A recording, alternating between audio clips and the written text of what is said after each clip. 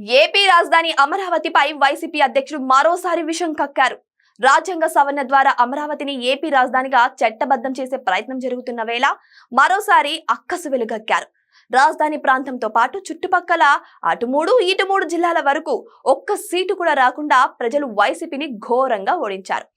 అయినా అమరావతిపై కుట్రలు ఏ మాత్రం ఆపే ఆలోచన ఉన్నట్టు కనిపించడం లేదు.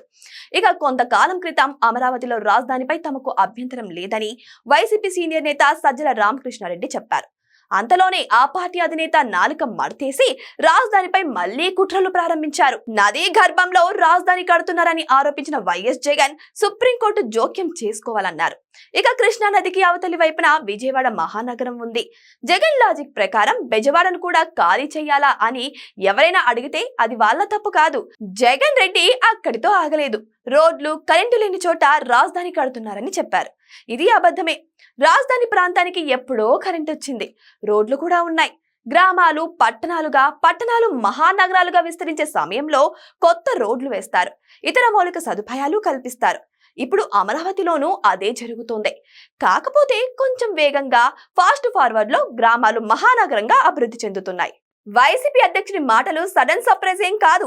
అమరావతిలో 2వ విడత భూసేకరణకు ప్రభుత్వం సిద్ధమైన సమయంలో వైసీపీ నేత అంబటి రాంబాబు ఇంతకంటే దారుణమైన కామెంట్స్ చేశారు. మన కర్మ కాకపోతే మనకెందుకు ప్రపంచ స్థాయి రాజధాని అంటూ అమరావతి ప్రాంత ప్రజలతో పాటు రాష్ట్రాన్ని కూడా అవమానించారు.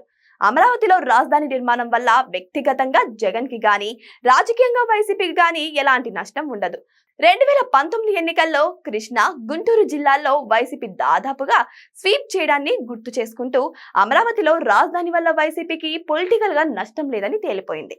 కానీ అమరావతిలో రాజధాని నిర్మాణం పూర్తయితే ఈ ప్రాంతం ప్రపంచ స్థాయి నగరంలో డెవలప్ అయితే టీడీపీ అధ్యక్షుడు చంద్రబాబుకు పేరు వస్తుందని అసూయ తప్ప అమరావతిపై జగన్ కుట్రలకు మరో కారణం కనిపించడం లేదు.